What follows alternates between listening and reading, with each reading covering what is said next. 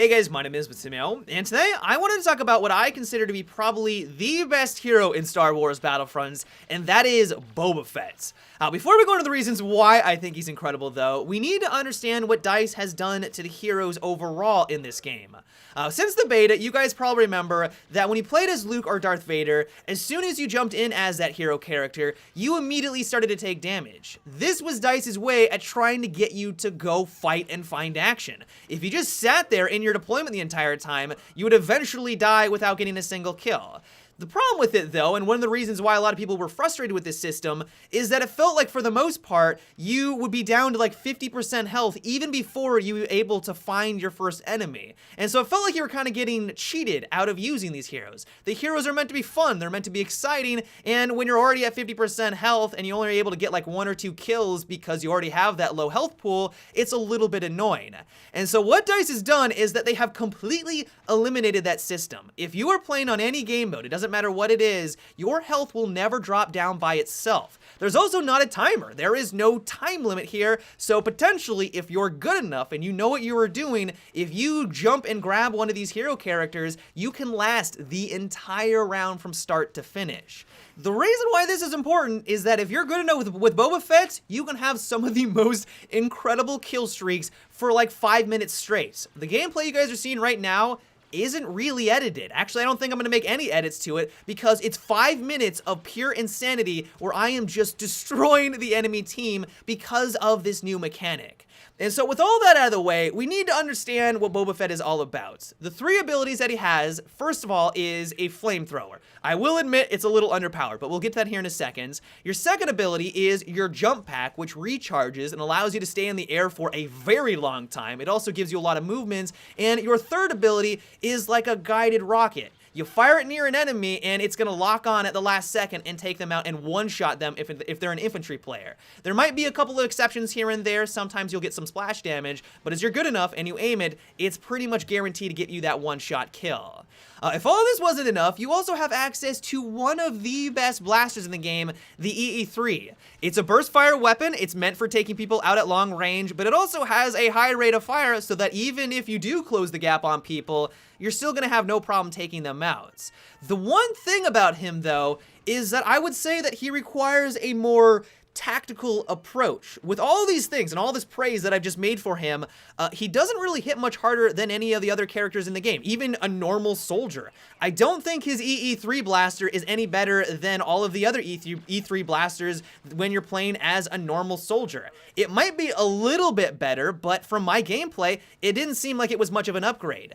Not only that, but if you go toe-to-toe with someone like Han Solo, for example, which is the mirror of Boba Fett, you're at a clear disadvantage in a one-on-one duel. If you just sit there and take it, let's say you guys are just standing 15 feet away, you're just standing there firing your blasters at each other, you're gonna lose 99% of the time. Han Solo simply does more damage. You may not even be able to get him down to 50% health before he's able to take you out. That's how much of a damage difference there is between these two characters. And so now you might be thinking, well, why in the world would you say that this is one of the best heroes in the game? Honestly, from this description, he sounds like one of the worst. If he can't win a one-on-one duel against most heroes, he's not much better in doing damage than a normal infantry player, then why would I want to select him as my hero of choice? This is the reason why I recommend that you play him more methodically. If Han Solo wants to duel you and you're playing on Walker Assault or Supremacy, run away. Don't even try to go for that firefight.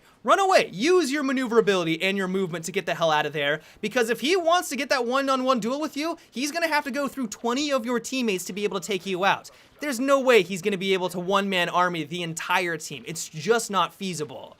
And so the real strength of Boba Fett lies with that jetpack and that maneuverability.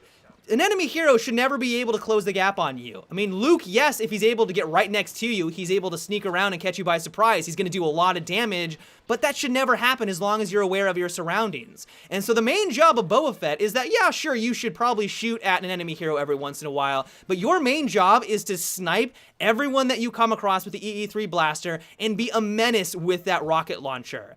The one weak aspect of him, though, is his flamethrower.